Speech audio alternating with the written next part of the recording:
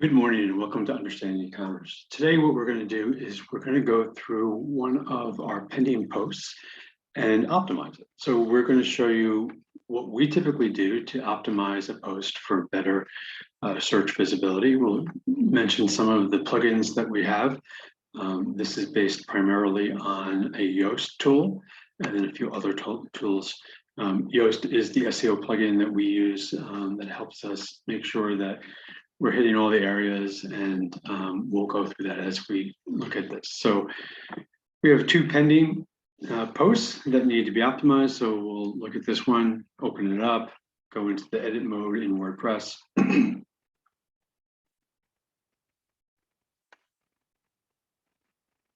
So we do a bunch of things when we edit a post. First of all, we clean up anything that is distracting. So we'll clean up the language. We use Grammarly for that, which is another plugin. It helps us identify sentence structure, suggest words, keywords, things like that. So one of the things we'll do is, for instance, in this post, the title is primarily lowercase. And for title, we like it to be uppercase just for no other reason than just for the visual. So we're going to go ahead and anything that's not a filler word, such as with, the, to, which would still remain in lowercase, we're going to go ahead and move to uppercase.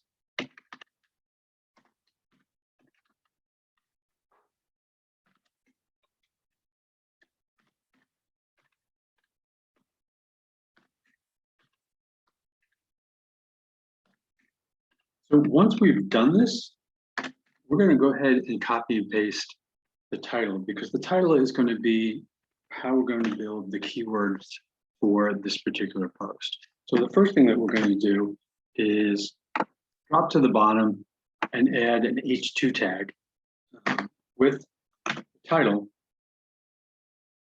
You can see here we changed to an H2, and it's the only H tag within the body of the post. So we're going to use one H2 tag in the body of the post. Everything else is paragraph size. The H1 tag is covered by the title in the post, and this default on WordPress. So we've done that. So they've selected tech, which is fine. We'll probably add another category because we're going to put it in mobile as well.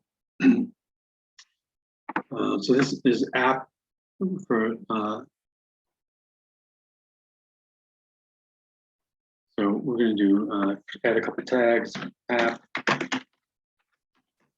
mobile app, and software testing to capture some of the keywords. Again, we use Yoast. The other thing that we want to do is add an alt tag. So we're going to add an image, and to that image, we're going to add an alt tag. So we have the image already in our media library. So you can see we click on the image we want to use. Here is the alt text. We're going to add that, and it's the exact same title that we use throughout the post. So that gives it an alt tag, which Google likes. So here, with using our Yoast tool, we're going to identify the keyword, the focus keyword, and it's going to be the title of the post. Right. And as you notice, before we entered this, I'll take this out. The SEO indicator was gray, meaning that we hadn't added anything. Once we add it, it turns to yellow. So it's red, yellow, and green. Red is not optimized, yellow it's sort of optimized, and green is optimally optimized. So we're trying to get to a green icon up here in the SEO section. The readability is okay. Let's talk about tech and software, so it may be a little complicated, so that's why it's not green. So here, when we look at our Yoast tool, it tells us the SEO title is too long. It's primarily because our default settings includes the site title. So when you tag that on the bottom, it makes it long. So we're going to delete the site title, and you can see it turn green. Right? So which is what we're looking for. The slug again is the same as the title, and then we're going to add the same title again in the meta description. So what we've done is we've added the title as an H2 tag within the post. We've added it as an alt text. We've identified it as our keyword. It's in our slug, our URL slug, and it's in our meta description. So what this allows us to do is provide consistency throughout the post. So this tells Google that the title is consistent with what they should expect to find within the post. We need a little more filler. We go back to the top, and typically there's something in the beginning that identifies what this is about. And so it's practical methods for preventing your e-commerce from crashing on a holiday season. So we're going to go ahead and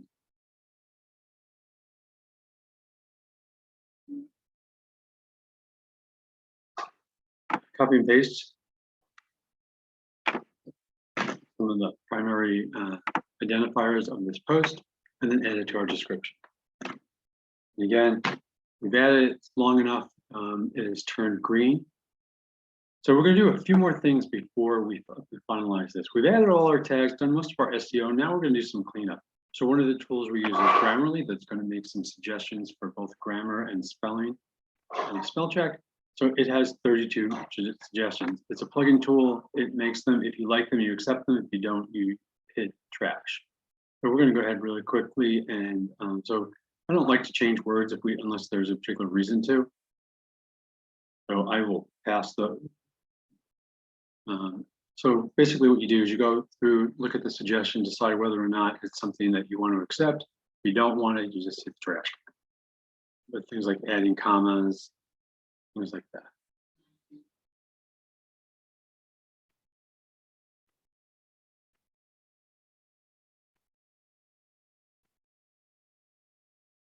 It's going to make recommendations for some words, clean up some spelling errors, some sentence structure, some transitions.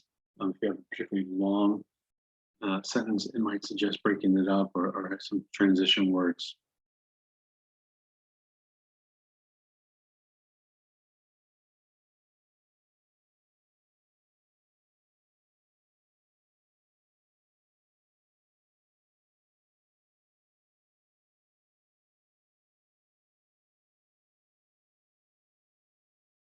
Okay, so we went ahead and we cleaned this up a little bit, just made some changes. It was pretty quick. Tool that we use all the time, so we're familiar with it, but I highly recommend Grammarly. So the remaining thing that we're going to do to make sure that this is SEO compliant is that Google likes the post to have both internal and external links. So here we already have an external link. It's going to this particular website. So we're going to look and just see how many there are.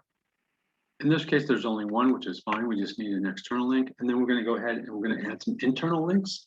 And what this does is this allows other posts, older posts, not to be abandoned. So we call them orphan posts. What that does is a lot of times we'll post something. It's the only thing on the site that has a reference to that, and it never gets links back. So what we'll do is we'll do some internal linking to make sure that all of our posts have some form of link structure to them, linking to them, and this eliminates any orphan posts. So we're going to go through and look for some keywords that we typically will use. We use digital marketing, we use SEO, e-commerce, but we will look through this. There's already one link at the top. We don't want to sort of group them all together. We try to spread them out throughout the post.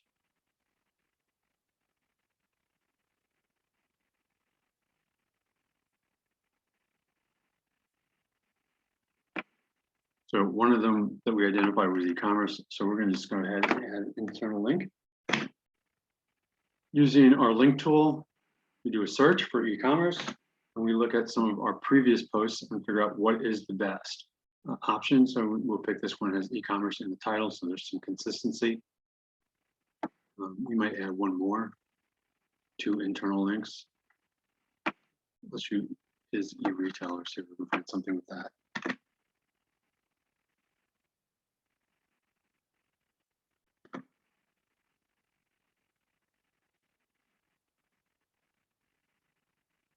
So we don't exactly have an exact match for e-retailer, for e-retailers. So we're going to go and find maybe another one where there's an exact match in the title, so that it is the link matches the content. So we're going to try customer engagement. We should be able to find something like that.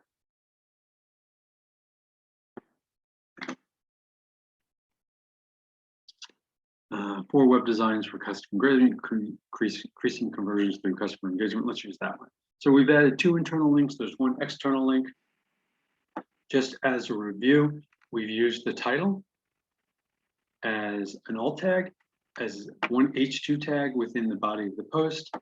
It is our focus keyword. It appears again in the slug, and then it is also in the meta description. We used the plugins that we used were Yoast for SEO, which has guided us through this process. And in addition to Yoast, we used Grammarly to clean up some of the grammar, the typos, punctuation, things like that. So once we've done that, you can note on the top that we still have an orange button. That's not good. So we need to figure out why do we have that. So we scroll back down to the Yoast tool, and it'll give us an analysis of the post to tell us what areas are causing this.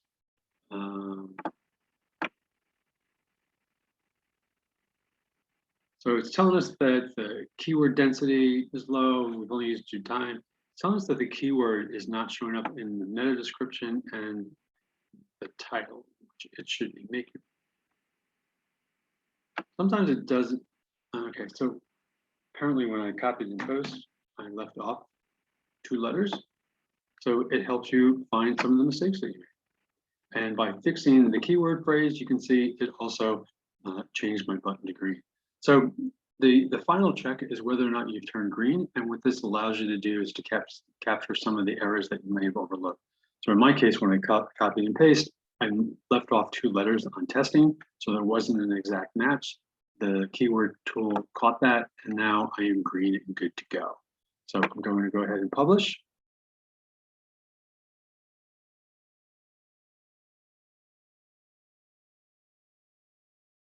And as you can see, my Yoast indicator is green. And those are the steps that we typically go through to optimize blog posts. And then here is the blog post on our website. Gives you the picture, there's your title tag. There's a couple links in there, both internal and external. Your H2 tag within the body. So there you go. That was what we did. If you liked what we talked about today, or you want to learn more about SEO and e-commerce and WordPress, follow us, like us, do all those fun things. Thank you.